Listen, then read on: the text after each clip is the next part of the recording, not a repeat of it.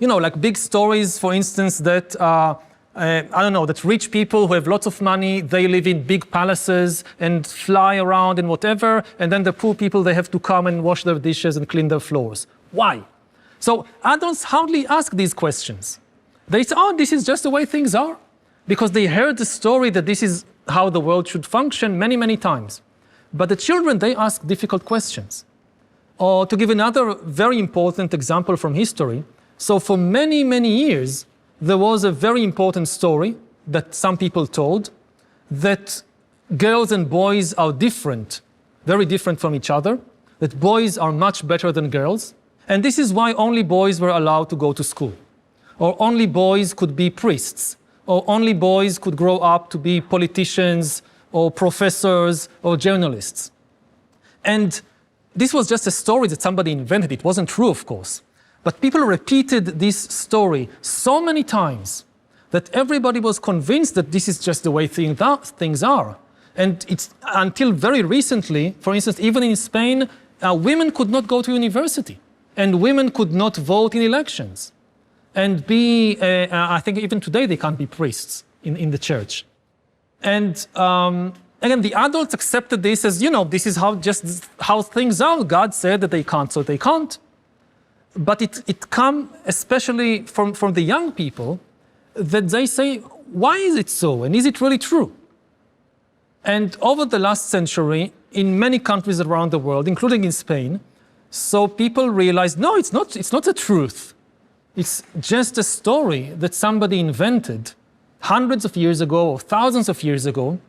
And we shouldn't believe this story anymore, that boys are better than girls, that girls can also go to school and go to university and be politicians and be professors and so forth.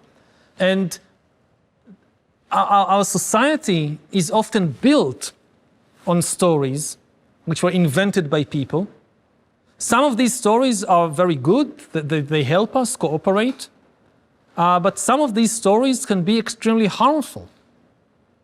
And then it's very good that people ask questions, is it really so?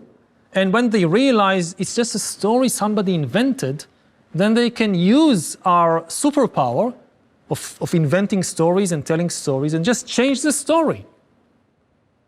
And this is what happens again and again through history.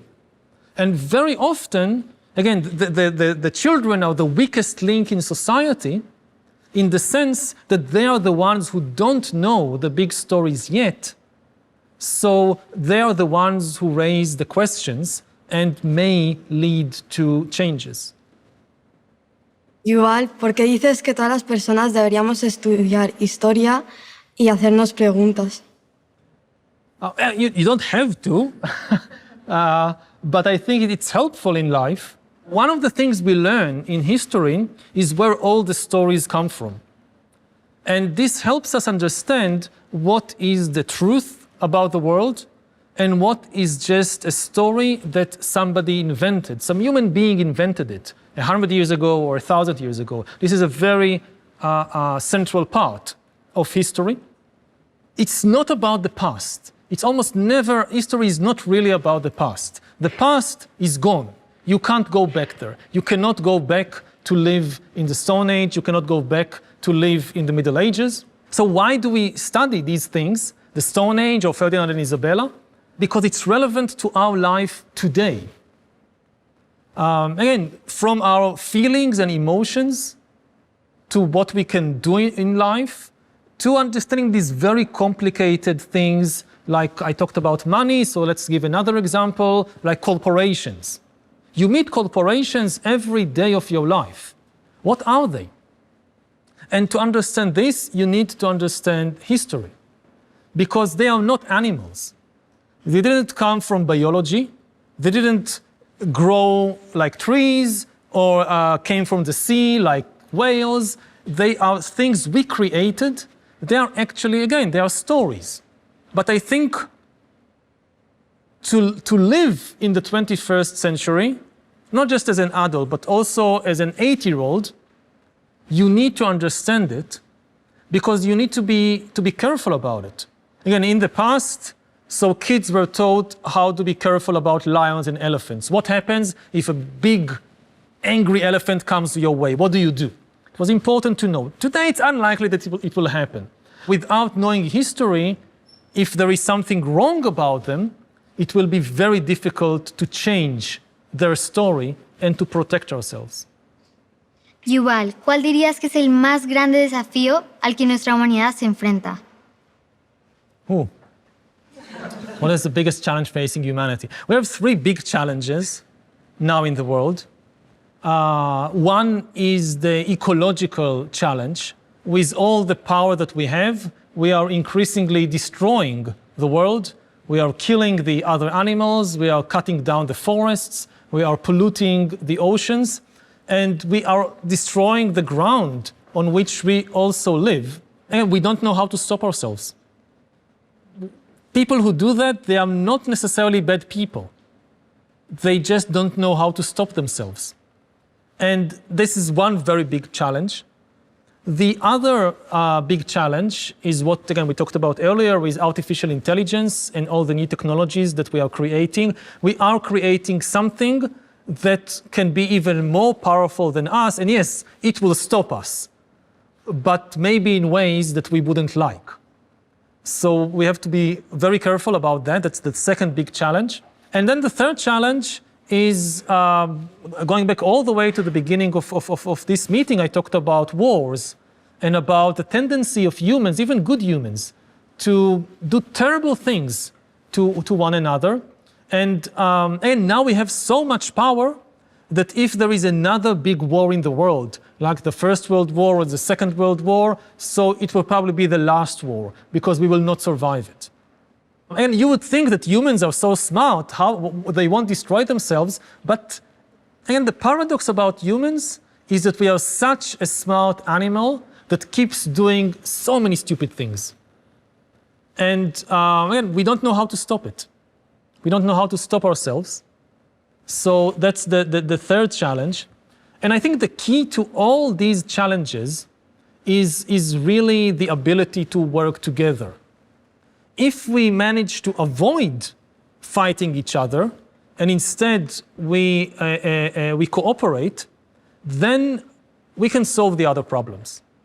We have enough power, we have enough wisdom to know how to deal with the ecological challenge, to prevent climate change, to save the other animals, to stop the pollution. We can do it.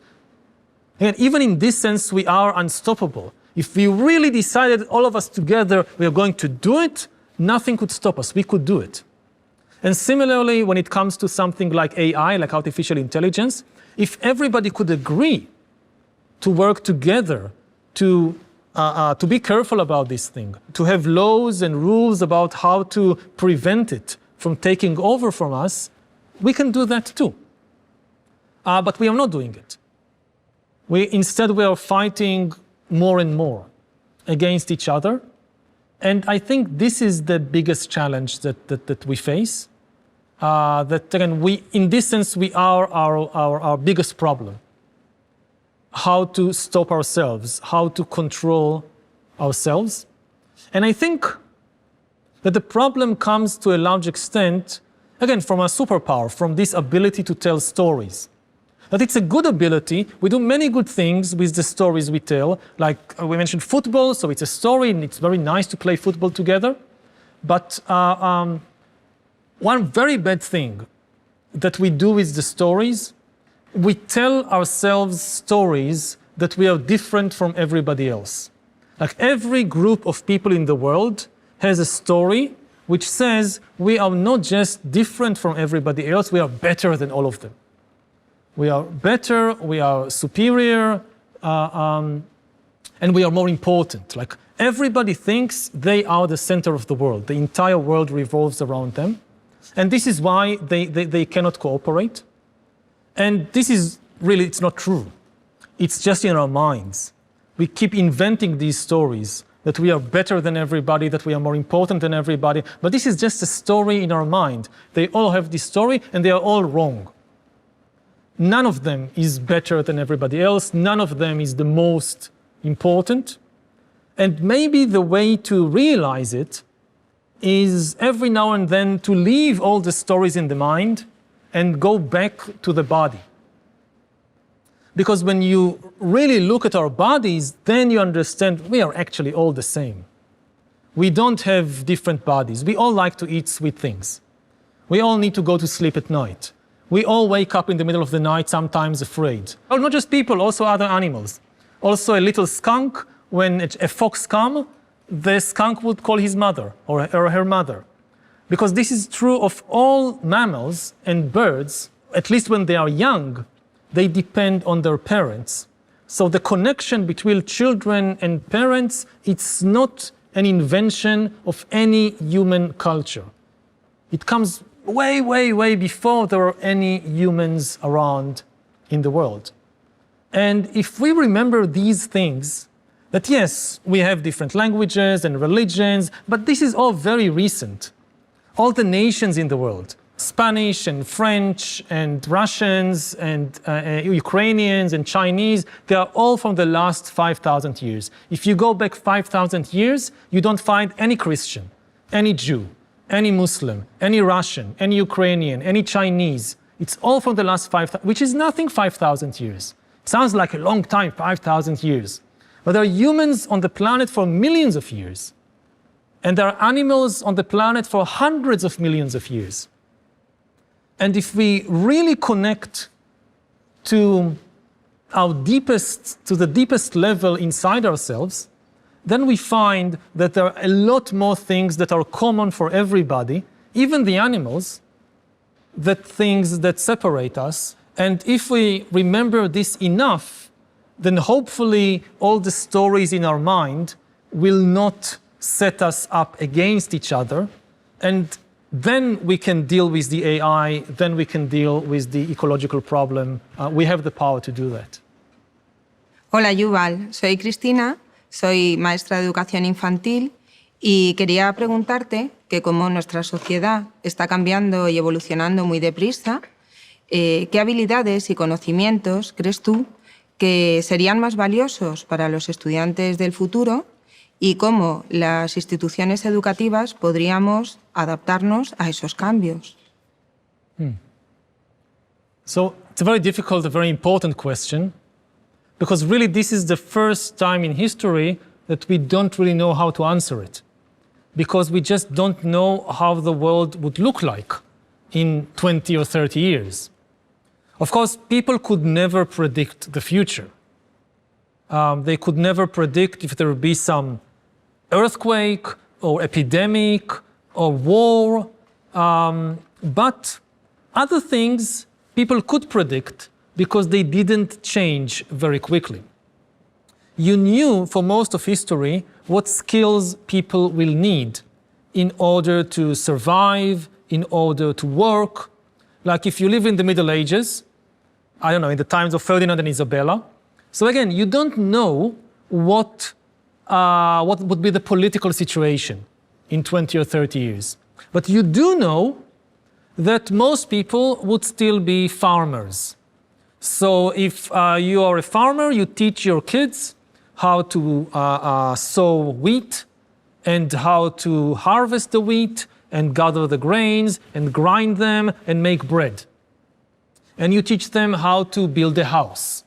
And you teach them how to ride a horse or how to ride a horse and carriage. Because you need these things. You will need it in 20 years. Now, when we look 20 years to the future, it's not just that we don't know what will be the political situation. We also have no idea what the economy will be like, what the job market would be like, what kind of jobs people will have. We know that many jobs that people do today will disappear. Other jobs will appear, but we don't know which. So if we focus on a particular skill, it's very dangerous. Like a few years ago, people would say, you know, the most important thing to teach kids is how to code. Because computers are the most important thing in the 21st century. We will always need a lot of coders. It's a good profession. Teach kids how to code. Now the new generation of AI knows how to code. And it improves in such a remarkable way, very, very quickly. So maybe in 20 years, you don't need coders at all. You don't need human coders.